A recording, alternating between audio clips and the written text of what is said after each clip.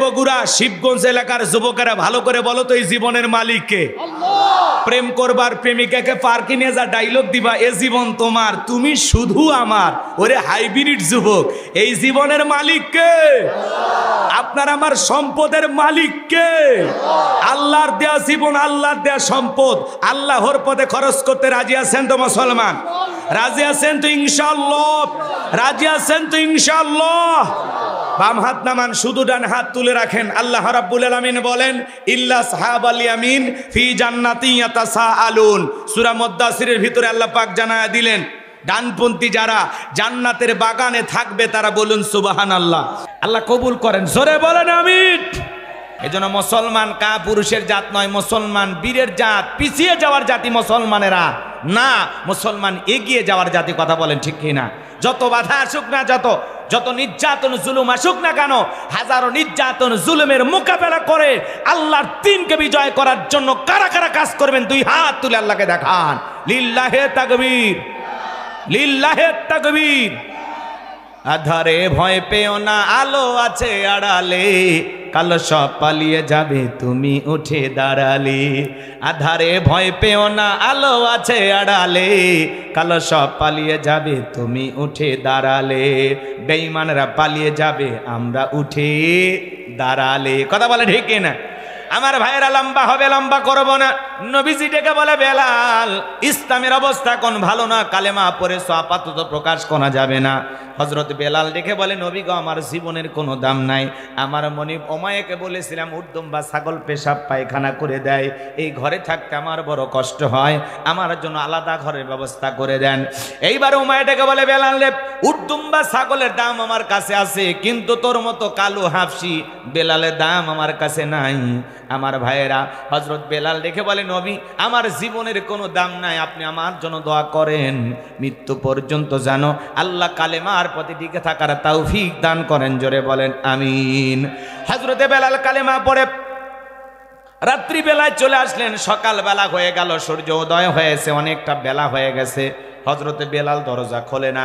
অন্যান্য চাকর বাকর যারা আছে এরা নালিশ নিয়ে চলে গেল ওমায়ের কাছে, যা বলে এখন পর্যন্ত বেলাল দরজা খোলে নাই, উর্দুম বা ছাগলে পেশাব পায়খানা পরিষ্কার করে নাই, তাই নাকি? বলে হ্যাঁ, ঠিক আছে, বেলালকে ডাক দাও।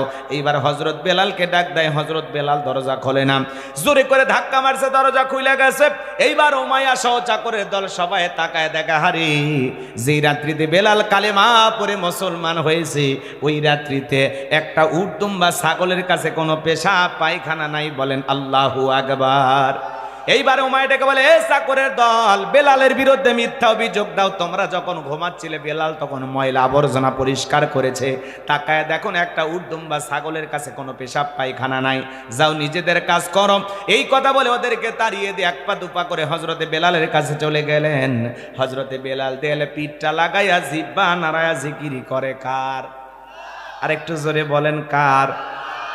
এবার হযরত বেলালকে হালকা করে ধাক্কা মারছে, যখন জবান দিয়ে কালেমার আওয়াজ বের হয়েছে, তখন কালেমার আওয়াজ শোনা মাত্রই ওমায়া ডেকে বলে, বেলাল রে, তোর জবান দিয়ে কি শুনলাম, তুমি কি মুসলমান হয়েছ?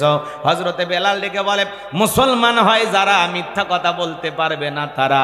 ওয়াকুলু কওলান সাদীদা।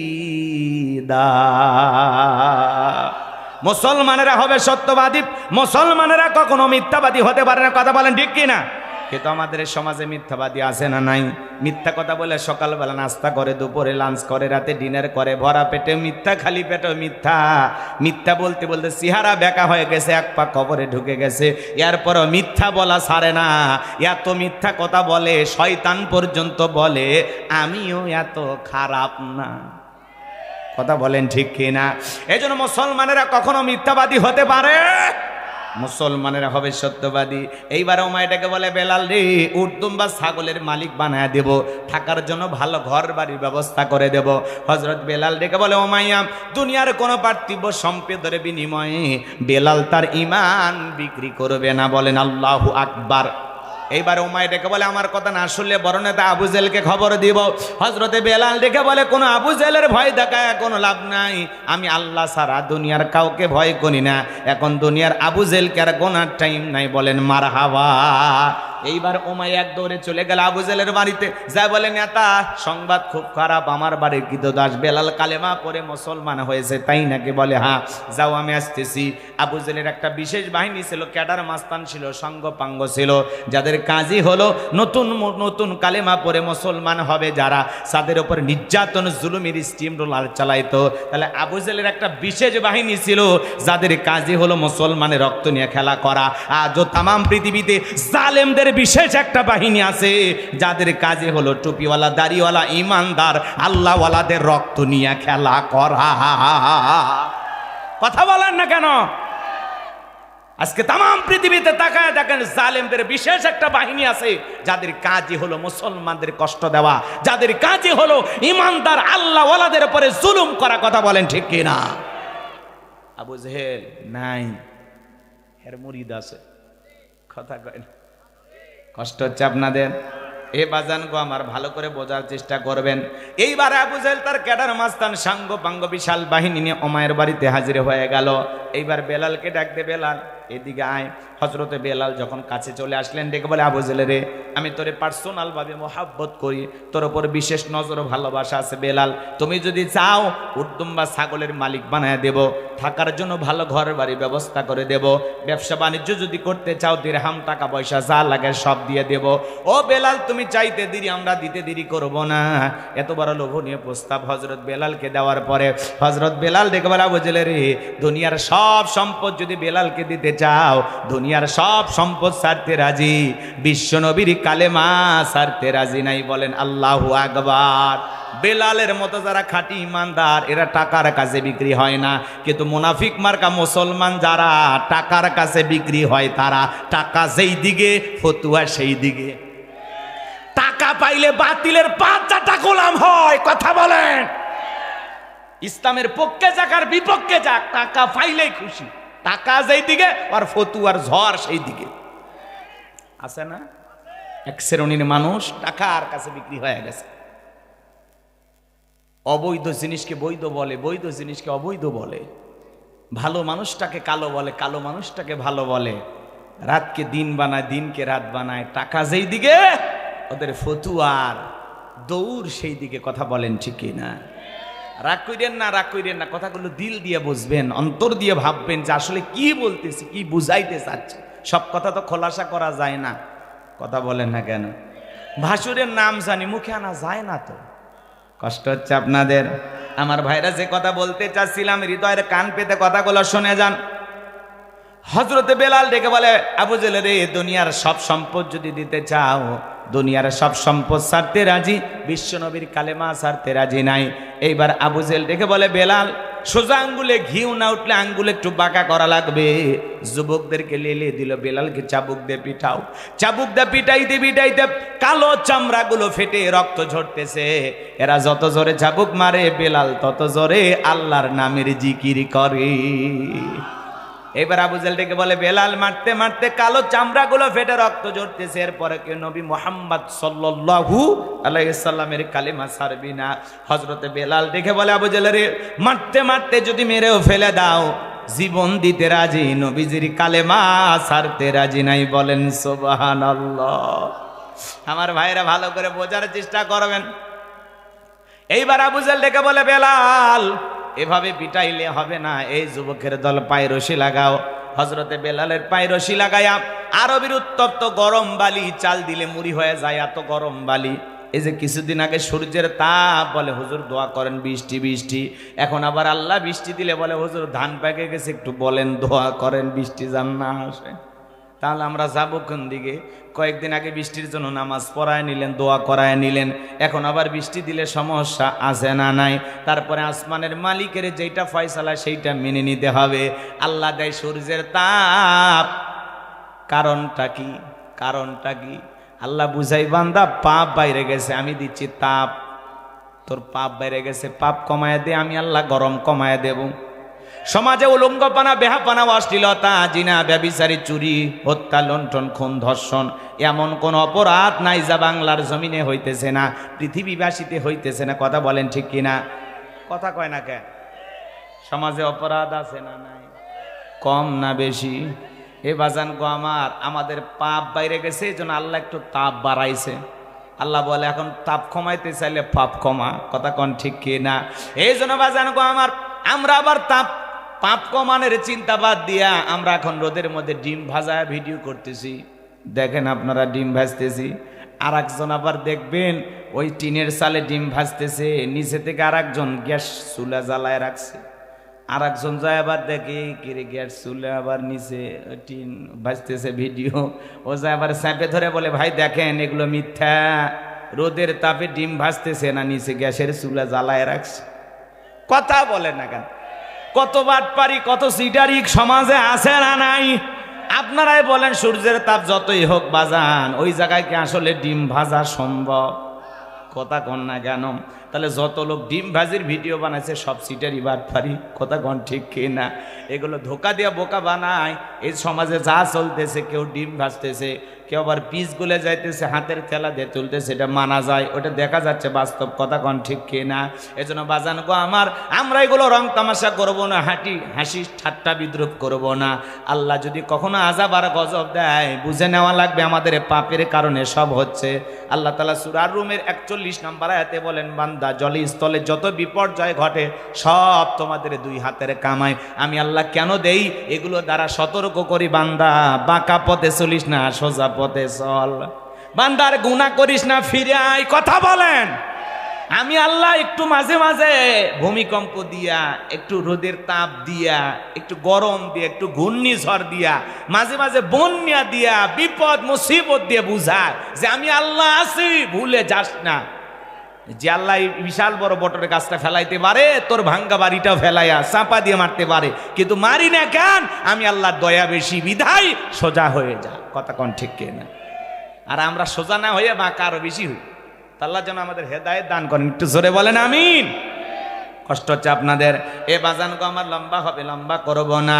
এইবার বাজান গো আমার, হযরত বেলালের পায়ে রশি লাগায় আরবের গরম বালিতে শেষরায় না ঘোরা গেল, বাবলা গাছের কাটা গুলো জিব্বার ভিতরে পেরেকের মতো মারা গেল।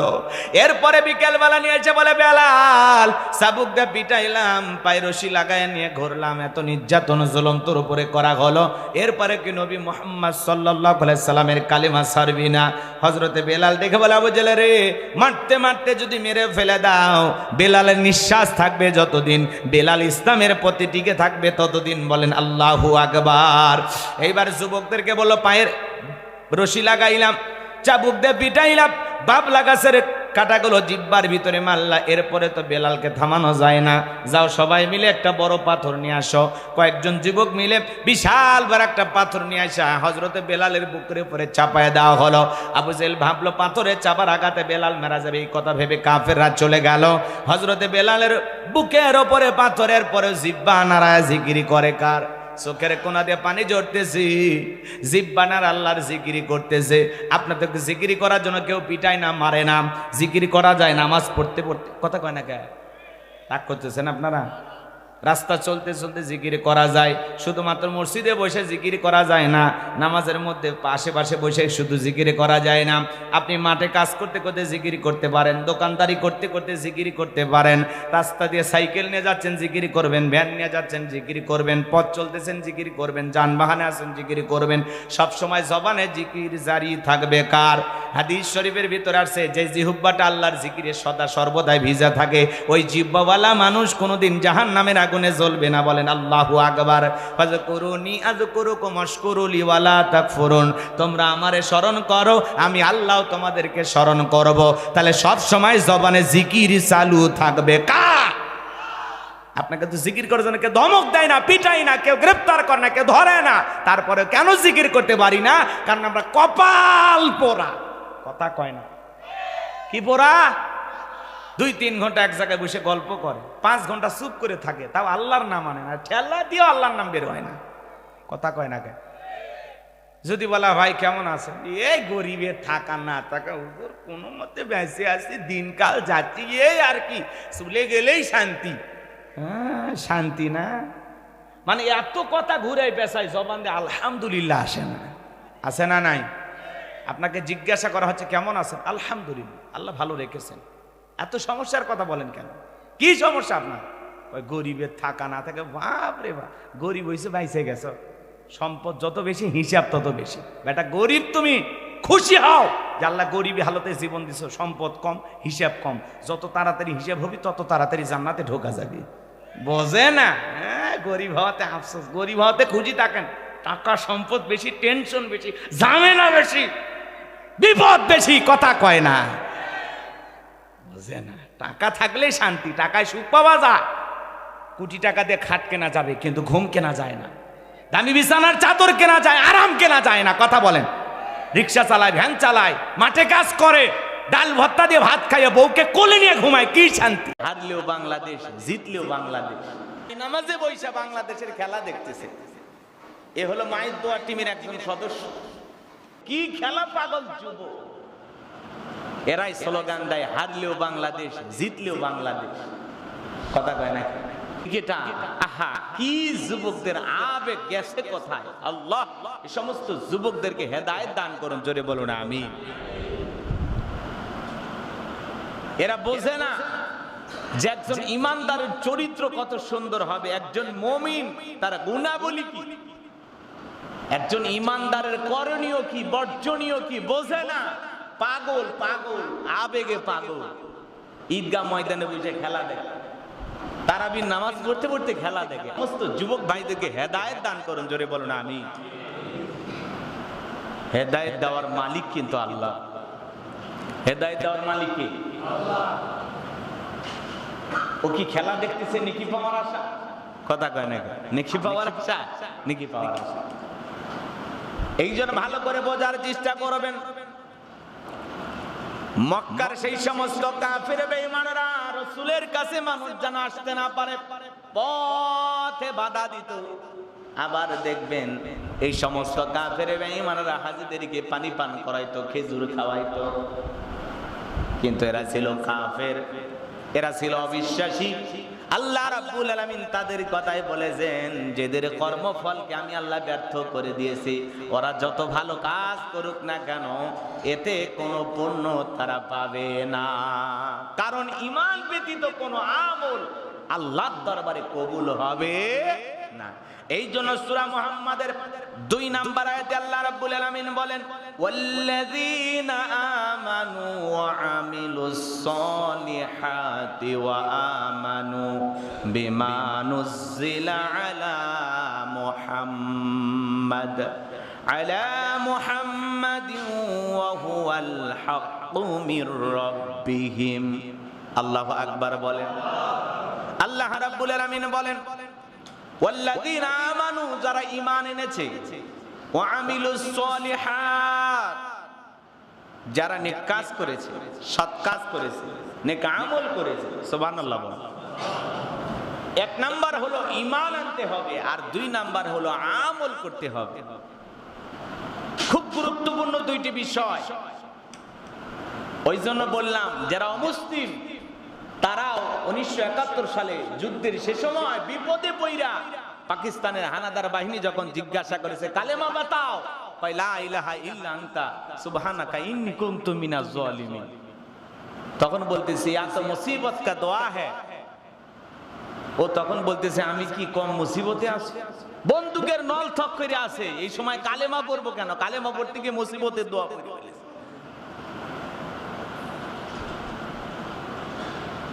চিন্তা করেন, ডোনাল্ড ট্রাম্পের মতো সরকার কোরআনুল কারীম তেলাওয়াত করে পার্লামেন্টের অধিবেশন শুরু করে, কারণ মহামারী দিয়েছে আল্লাহ তাআলা। তো এই মহামারীর সময় দেখেন না, অনেক অমুসলিমেরা কয় আপনারা দোয়া করেন বেশি বেশি। কেন? তা আমাদের এগুলো দিয়ে কাজ হবে না, কথা কয় না, আছে না? ওই যে এক হুজুরের গল্প শুনেছিলাম, পুরো নৌকায় মানুষ আর মানুষ, তো নৌকা নদী দিয়ে চলতেছে, বিশাল ঝড় তুফান উঠে গেছে। তখন বলতেছে হুজুর আপনি একটু আযান দেন। তখন বলতেছে কেন? আপনি আপনাদের প্রতিমাকে ডাকেন। তখন বলতেছেন না, এই সময় কাজ হবে না, আপনি আযান দেন।